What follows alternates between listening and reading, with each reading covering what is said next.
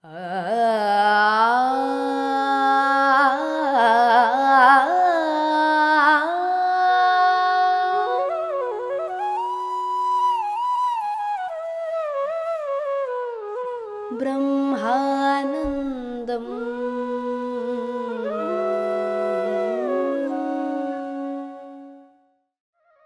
नमस्कार दोस्तों, ब्रह्मानंदम शो में एक बार आपका फिर हार्दिक स्वागत है। A thousand seeds of joy, Anand Karneshi द्वारा रचित यह अद्भुत किताब। इस किताब से हम आपस में विवेक बांट रहे हैं दोस्तों। तो आज हम 25वें अध्याय के जरिए गुजर रहे हैं, जिसका नाम है secrets of a soul tribe, यानी कि आत्म जाति के रहस्य या आत्म कबीले के रहस्य। तो आइए दोस्तों, इस अध्याय में आगे बढ़ते हैं। आनंद कर्णेश जी यहाँ माँ से प्रश्न पूछ रहे हैं। लक्ष्मी जी से अपना प्रश्न वो बड़े ही विस्तार रूप से पूछ रहे हैं। वो ये कह रहे हैं कि अधिक से अधिक हिंदू धर्म के लोग ऐसा सोचते हैं कि सरस्वती जी भगवान ब्रह्मा की पार्टनर हैं और आप महालक्ष्मी जी भगवान विष्णु की। पर माँ, हमने आपके द्वारा दिए हुए विवेक से ये जाना कि दोनों सरस्वती जी और आप भगवान विष्णु के आध्यात्मिक साथी, पार्टनर्स रह चुके हैं इस भौतिक लोकों में और कांति लोकों में भी। क्या आप इसके बारे में हमें विस्तार पूर्वक बताएंगे? तो यहाँ लक्ष्मी माँ कहती है, हाँ बेटा, जैसा तुमने कहा है वो सत्य है। विष्णु जी ने जब अपने आप को सरस्वती और मेरे सामने अपने आप को जब समर्पण किया, तो उन्होंने अपने शून्यता का विस्तार और भी ज्यादा किया। लक्ष्मी माँ कहती हैं कि आत्माएं जो है वो अपने आध्यात्मिक प्रगति में अलग अलग सोलमेट्स के साथ जिंदगियां बिताती हैं, और ये बात मानव जन्म में और उन कांति लोकों के जन्मों में भी ये बात तथ्य है, सत्य है। माँ कहती है कि एक इनकारनेशन में, एक जन्म में, दोनों सरस्वती जी और मैं उस महान बोधिसत्व मंजुश्री के पत्नियां रह चुकी हैं, और उसी जन्म में मां सरस्वती ने प्रज्ञा परमिता सूत्र उनकी रचना की। तो यहाँ पर आनंद कर्णेशी माँ का उत्तर सुन के कह रहे हैं, क्या ये सच है माँ जो आपने कहा कि दोनों सरस्वती जी और आप दोनों ने एक साथ मंजुश्री के साथ जन्म लिया? ये बात हिंदू धर्म के लोग और बौद्ध धर्म के लोगों को समझने और मानने में शायद दिक्कत हो सकती है। माँ कहती है, बेटा, आने वाले समय में इस बात का आधार और भी आपके सामने प्रकट होंगे कि दोनों सरस्वती जी और मैंने मंजुश्री के साथ, बोधिसत्व मंजुश्री के साथ एक साथ जन्म लिया, उनके पत्नियों के रूप में। तो यहाँ पर आनंद कर्णेशी माँ से कहते हैं कि माँ, अगर ये बात है तो क्या हमें आप समझा सकती हैं कि सरस्वती जी का भगवान ब्रह्मा के साथ क्या संबंध है? कुछ लोग कहते हैं कि वो ब्रह्मा जी की पुत्री है, और कुछ कहते हैं वो उनकी पत्नी है। माँ कहती है, ब्रह्मा और सरस्वती जी दोनों एक साथ जुड़वे ज्वाले के रूप में प्रकट हुए, उद्भव हुए, ट्विन फ्लेम्स। ब्रह्मा और सरस्वती दोनों को ट्विन फ्लेम्स के रूप में यहाँ पर माँ बता रही है। और माँ कहती है कि दोनों ब्रह्मा और सरस्वती जी ने इस धरती पर नए आत्मचक्र के सृष्टि में सहायता की है। आत्मचक्र का मतलब सोल साइकिल्स।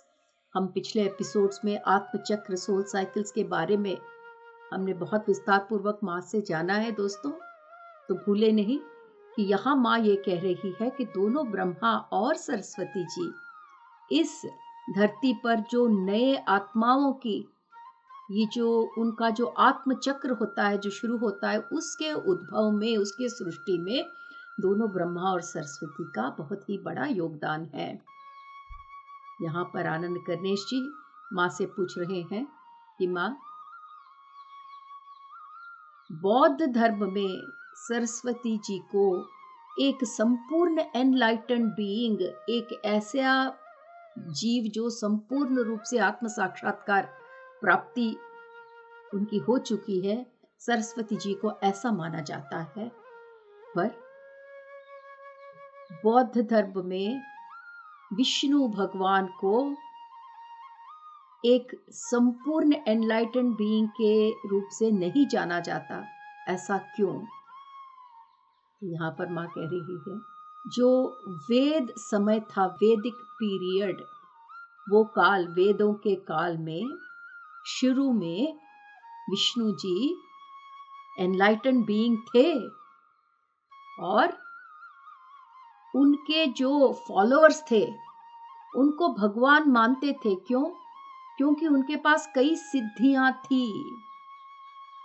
पर उस समय पर विष्णु भगवान के पहले 4 चक्र, सिर्फ 4 चक्र ही खुले हुए थे।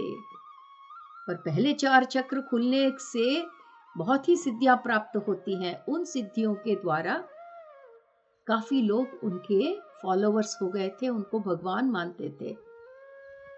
जैसे जैसे आध्यात्मिक मार्ग में वो आगे बढ़ते गए, 4 चक्रों के अलावा बाकी चक्र एक एक करके खुलने लगे और बाद में उनके जो जन्म उन्होंने लिए वेदांत समय में, उसके बाद बौद्ध समय में, इन जन्मों के माध्यम से विष्णु जी ने अपने आध्यात्मिक प्रगति में आगे बढ़कर अपने को बोधिसत्व के रूप में प्राप्त किया।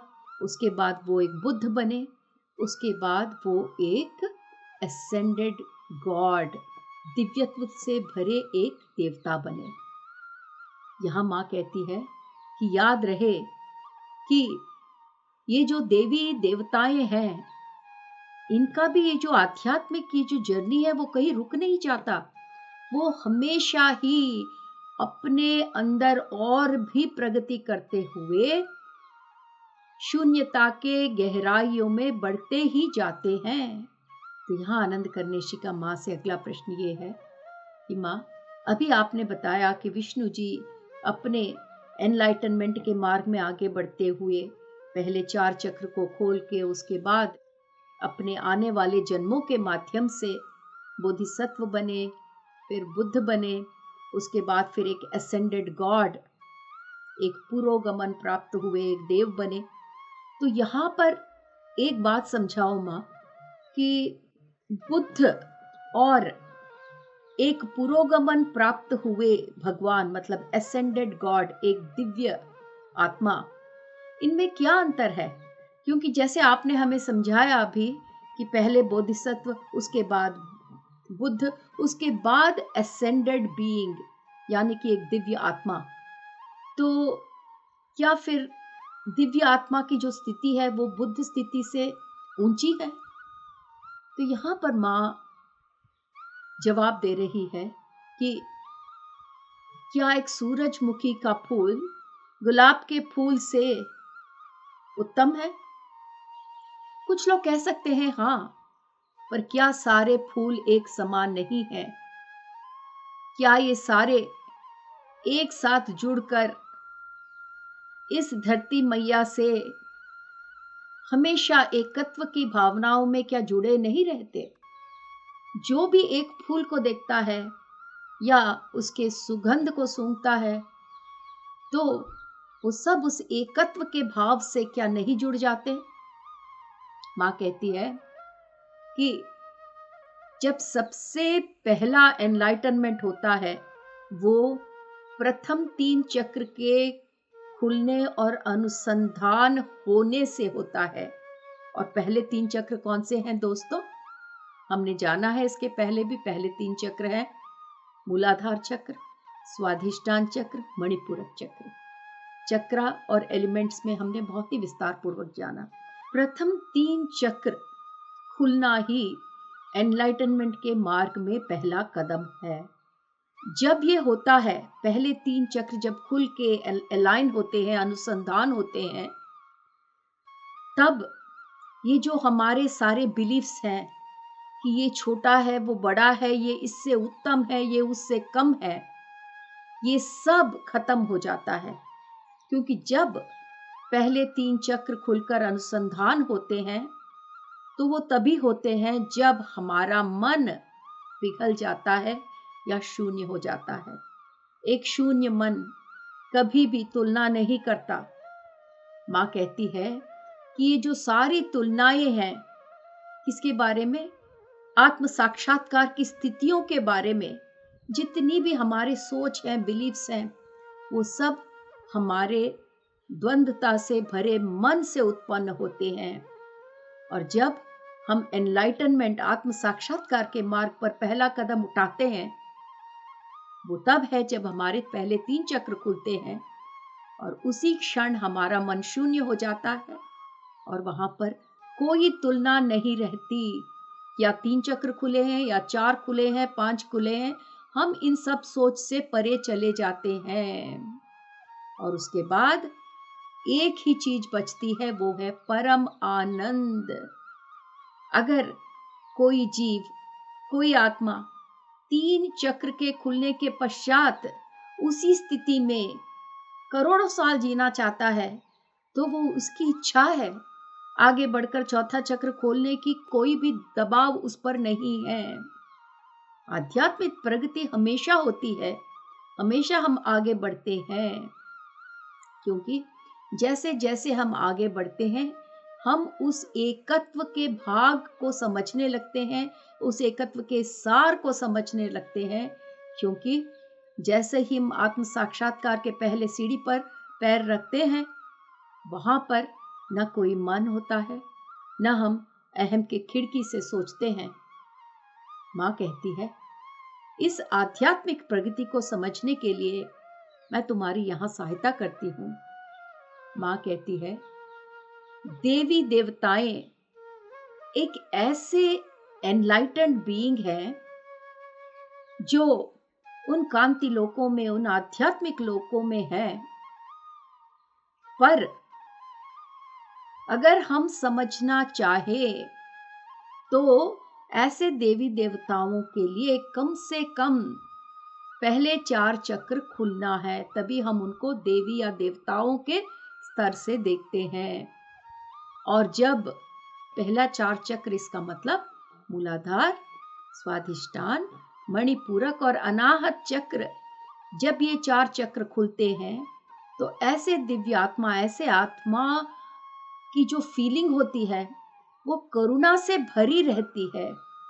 और ऐसे आत्माएं जिनके पहले 4 चक्र खुले रहते हैं, ऐसे लोग भले ही वो किसी भी लोक में हो, पृथ्वी पर हो या फिर कांति लोकों में हो, उनकी सिर्फ एक ही मंशा रहती है कि इस धरती पर जितने भी मनुष्य हैं उनकी पीड़ा को समाप्त कर सके।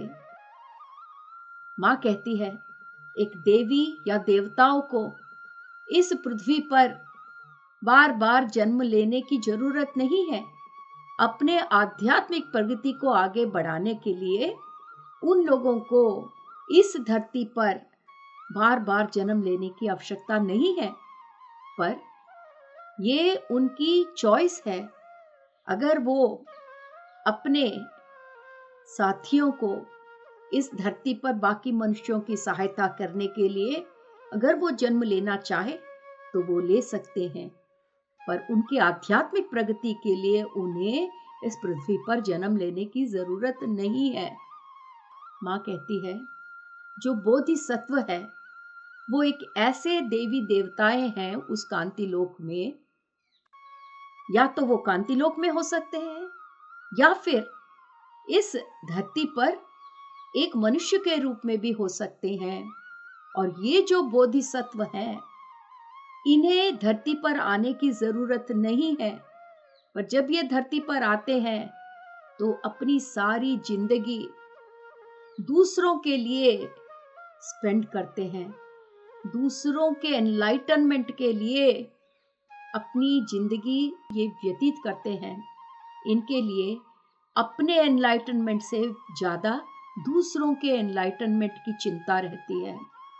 तो ये जो बोधिसत्व हैं जब ये धरती पर जन्म लेते हैं तो ये अपने भले से पहले दूसरों के भले के बारे में सोचते हैं, अपने चारों ओर के लोगों के आध्यात्मिक प्रगति के बारे में ये सोचते हैं। माँ कहती है कि एक बुद्ध जो है, बोधिसत्व के बारे में माँ ने बताया हमें, अभी बुद्ध स्थिति के बारे में बता रही हैं। एक बुद्ध स्थिति में जो बीइंग होता है, एक आत्मा होती है, उन्हें भी हम दिव्य आत्मा ही कहते हैं, क्योंकि जो बुद्ध की स्थिति में है उनके सातों चक्र खुले रहते हैं। और ऐसे बुद्ध स्थिति में जो आत्माएं रहती हैं वो कई अवतारों के रूप में उन आध्यात्मिक लोकों में प्रकट हो सकती हैं या फिर इस धरती पर बार बार जन्म ले सकती हैं। और वो इसलिए जन्म लेते हैं करुणा के कारण, अपने पृथ्वी पर मनुष्यों के लिए उनके प्रति करुणा के कारण वो इस पृथ्वी पर जन्म लेते हैं। ये जो बुद्ध स्थिति है, माँ कहती है ये एक ऐसी स्थिति नहीं है कि बिल्कुल बदलेगी नहीं, हमेशा एक आत्मा बुद्ध स्थिति में रहे।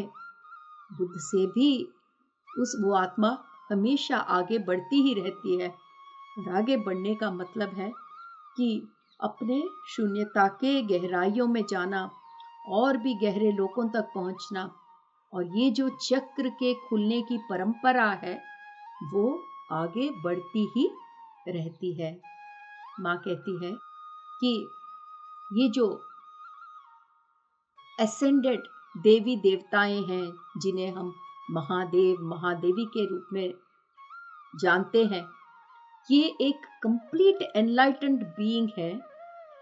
माँ हमें यहाँ पर अंतर बता रही है कि बोधिसत्व में आत्मा कौन से स्थिति पर रहती है, बुद्ध स्थिति में। अब हमें एसेंडेड गॉड, एक पुरोगमन हुए देवी देवताएं, दिव्य आत्माओं के बारे में बता रही हैं कि ये ऐसे आत्माएं हैं जो नए ब्रह्मांडों को जन्म देते हैं। और ये जन्म तब देते हैं जब इन्होंने कई विश्वों में, कई ब्रह्मांडों में सेवा कर ली है। उसके पश्चात वो खुद ये सारे सेवाएं करने के बाद, कई जन्म लेते हुए, कई दुनियाओं में, कई लोकों में सहायता करने के पश्चात ये एक ऐसी स्थिति में पहुंचते हैं जब ये खुद नए ब्रह्मांडों को जन्म देते हैं। तो तुरंत यहाँ पर आनंद कनिष्ठ बोल रहे हैं, तो माँ अगर जैसा आपने हमें समझाया है उसके हिसाब से क्या ये जो महादेव और महादेवियां हैं ये क्या बुद्ध स्थिति से भी विशाल हैं? माँ कहती है मैंने यहाँ पर ये बताया बेटा कि ये जो महादेव हैं, महादेवियां हैं, ये नए विश्वों को जन्म दे रहे हैं। और जो बुद्ध स्थिति है वो एक करुणा से भरी स्थिति है जो हमेशा करुणा के साथ सबकी सहायता के लिए निरंतर तत्पर रहते हैं। तो माँ कहती है कि इस जन्म में खुद अपने बच्चों को नहीं जन्मा, आपके पास अपने बच्चे नहीं हैं, पर क्या आप ये समझते हैं कि कोई और जिन्होंने बच्चों को पैदा किया है, जन्म दिया है, वो आपसे विशाल है या महान है? और क्योंकि आपने अपने बच्चों को जन्म नहीं दिया आप उनसे छोटे हैं।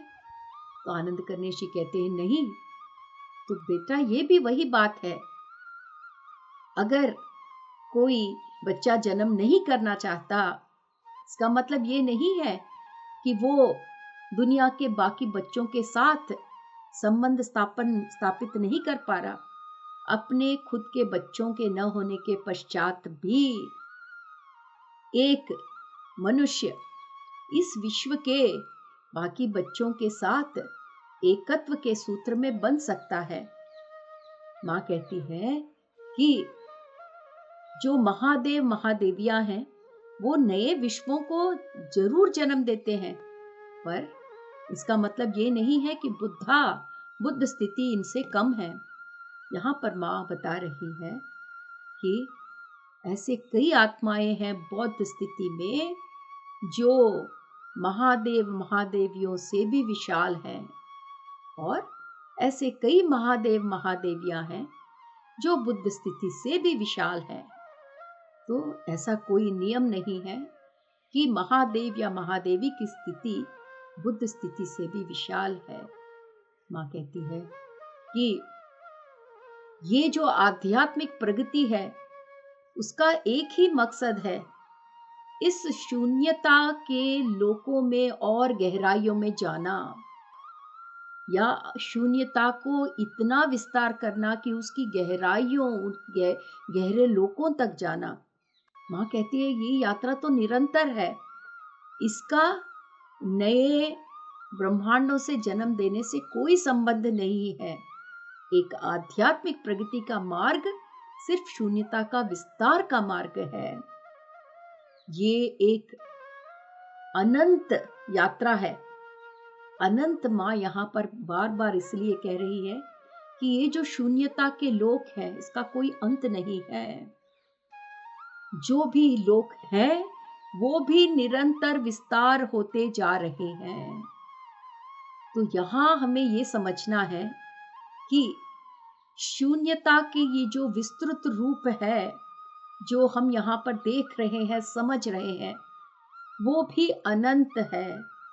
इसीलिए हर आत्मा इस आध्यात्मिक मार्ग में आगे बढ़ते हुए इस शून्यता के गहराइयों को और भी विस्तृत करती जा रही है। ये सब सुनकर आनंद कर्णेशी कह रहे हैं कि माँ इतना कुछ आपने हमें बताया इस आध्यात्मिक प्रगति के बारे में, इस आत्म साक्षात्कार की स्थितियों के बारे में। ये सारा चीजें सुनकर, ये सारा समाचार आपसे सुनकर मुझे अब ये लग रहा है कि मैंने इतने दिन हिंदू धर्म, बौद्ध धर्म के बारे में जो भी कुछ जाना उससे काफी कुछ जानने को बचा हुआ है। ये बात बहुत ही दिलचस्प है कि आपके सोल ट्राइब में कितनी आत्माएं जैसे सरस्वती जी, विष्णु जी और आप लोगों ने आज बौद्ध धर्म में जितना कुछ है उसमें आपने कितनी सृष्टि की है।